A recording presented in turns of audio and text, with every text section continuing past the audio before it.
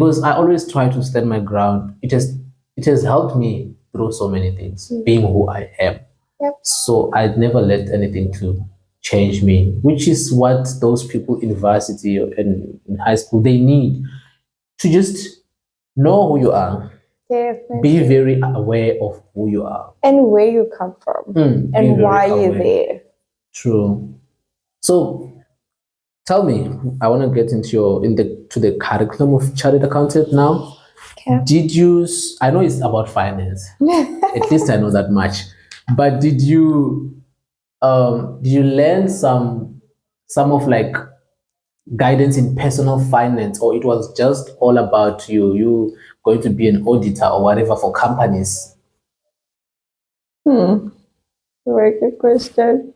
Just thinking how I want to answer it. By personal finance, do you mean like how to handle your credit, budget, and all of that? Yeah, all this stuff. I'd say most of the stuff you look at them from a company perspective, but the principle you can apply to your life as a person.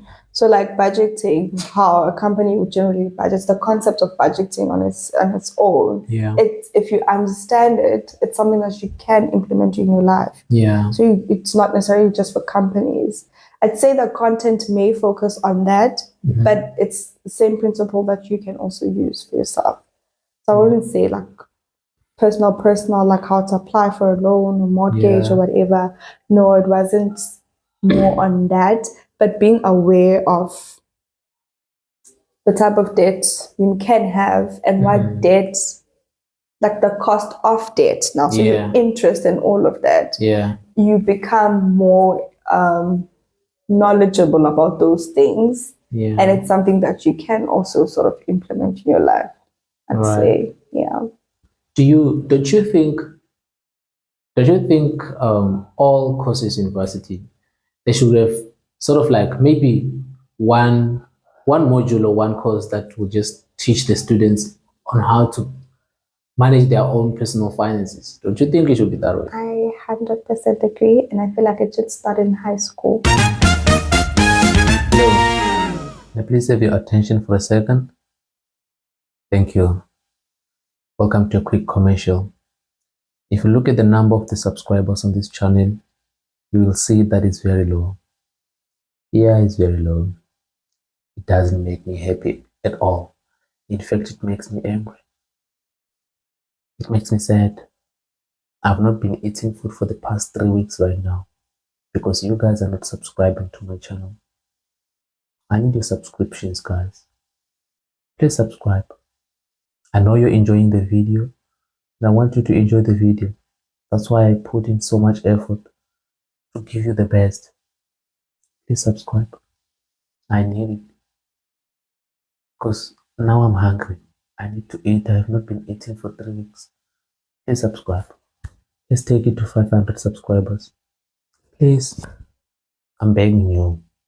Okay, let's go back to the video. So yeah, you were saying it should start in high school. It should start in high school even. Part of the LO, whatever, life skills or whatever, but it should start in high school, I believe, because it's a very important concept that we need to all grasp in life. Yeah. And even if, I don't know, it should definitely start in high school, I think. It should start in. There's this teacher on TikTok that sort of make her students or learners pay rent and all of that, and you get fines for certain behavior and all of that. So that on its own, the kids are understanding the power of money. Yeah. How payday feels like when they receive their income, and the fact that you have bills to pay, you have to pay for rent and all of that, right? Yeah. So it makes you think in a way that, oh, okay, I have this much income, I make this much money, and I have these fixed expenses, so your rent and all of that. Oh, and then if I maybe behave a certain way, I still have to pay fines. So I don't have that much money, so I can't afford to behave that certain way, right? So yes, that is equivalent to their way of doing things, but that you can apply in your life. Yeah. Like, I have this much income that I am not increasing anytime soon, right? Maybe you don't have a side hustle, you're just going to work, that's your 9 to 5, and that's the income you get only. You have rent, water, and all of that that you have to pay every month. Yeah. You have a car if you do have a car, and all of that, right? Yeah. And then other things, going out and all of that, it's things that you have to monitor. That, True. okay, maybe this month I have to make a big purchase. For instance, I have to buy a dishwasher. Yeah. So I had to sort of control my spending so that I can save up for a dishwasher, right? So it's all of those things. I feel like something that we all should learn from a very young age, Yeah. if possible. If not possible, then okay, fine, I'll accept university. I mean, I feel like it's possible. It It's is. just something that maybe is not spoken about more often. That it has to be taken serious. Yeah. Because if we had that, or if we have that, I don't think they will have a lot of people who, whenever they finish maybe varsity, when they go to work, all they are working for is, let me work hard, get a raise, get a promotion. But we'll have the type of people who are full of ideas in their minds, who could say, okay, this is what I'm earning right now. Okay, cool, I'm cool with what I'm earning. So I need to live in accordance to what I'm earning, Yeah. but invest in myself or invest in other things that can make me money if I want a lot of money. Yes. But today, honestly, we have a lot of employees who, when you are promoted from a trainee to a manager, maybe in 5 years, you no longer want to be a manager. First 5 months, Yeah. now you want to be a GM. Why? All because you want an increase. You always want that increase. Yeah. But if we perhaps get this, education about how to actually balance our finances, there's so many things we can do in life. Yeah. So many things we can do in life. I read this book. The reason why I'm asking this question is because I have the same idea. It should definitely be taught from high school. Yeah. I read this book. It's Rich Dad Poor Dad. Yes, I read it. That one. Nice. By Robert Kiyosaki. So he said the difference between a person who is financially literate and someone who is financially illiterate is that the person who is financially literate, if they get more money, they're not going to add more liabilities to themselves. They're just going to add more assets to themselves, to their column. Generate more income. To generate more income. Yes. Now, the person who is financially illiterate, which is honestly a lot of us here, worldwide, not even in South Africa only, worldwide. Yeah.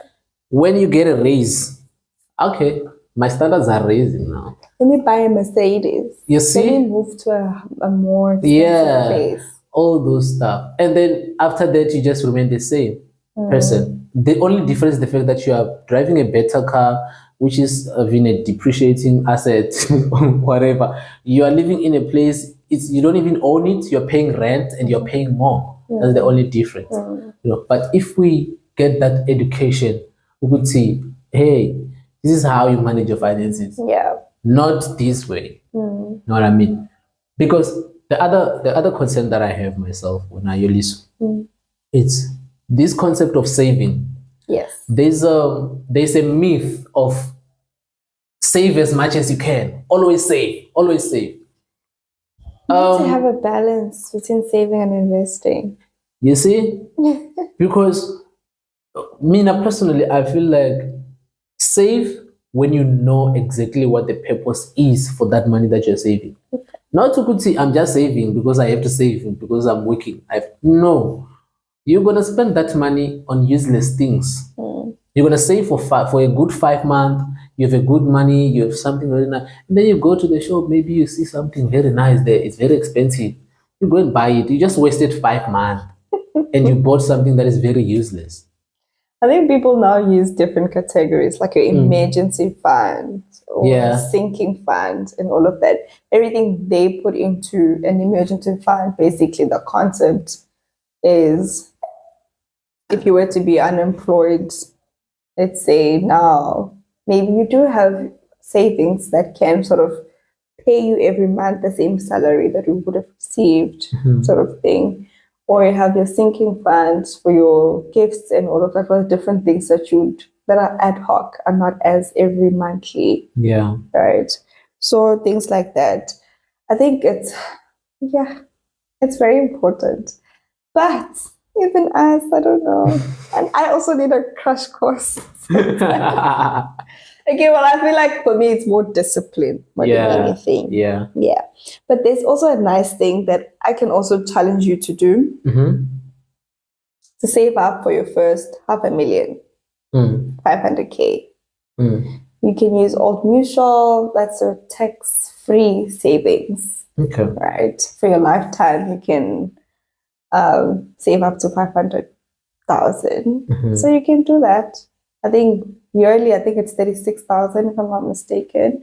But like maybe just read up on your tax-free savings. It's a nice thing because then you have a goal that you want to save that much Exactly money. what I'm saying. And then you can use it for whatever you want to. If you have a wedding coming up, you can do that and all of that. So yeah, there's so many different things that you can do. And at some point I was interested in property. I still am. I still browse through Property 24 every now and then and all of that. But I found the Easy Equity. Now it has, what is this, properties sort of, whatever, a channel for that only, because usually it's shares and all of that. Now it has property, so it's a different kind of property. Like say, for instance, there's like a residential accommodation for students that's going to be built in Cape Town near Stellenbosch, let's say.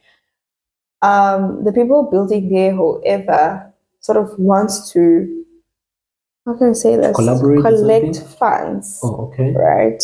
So then they open up a platform for you guys or for everyone to sort of buy into it. Right.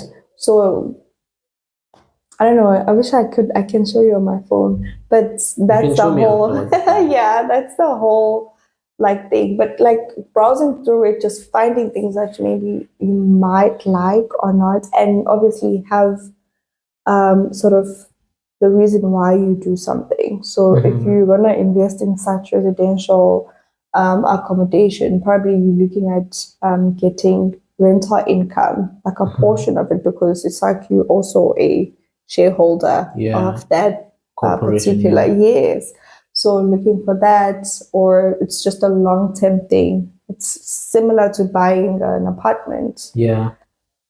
Do you want rental or are you going to stay in it? Which then you're going back to that liability. You're staying in it. Rental, or is it a long-term thing that, okay, I might sell it someday, and all of that. Yeah. So it's just maybe looking at what interests you as a person and maybe try and see how you can make money off of it. It can be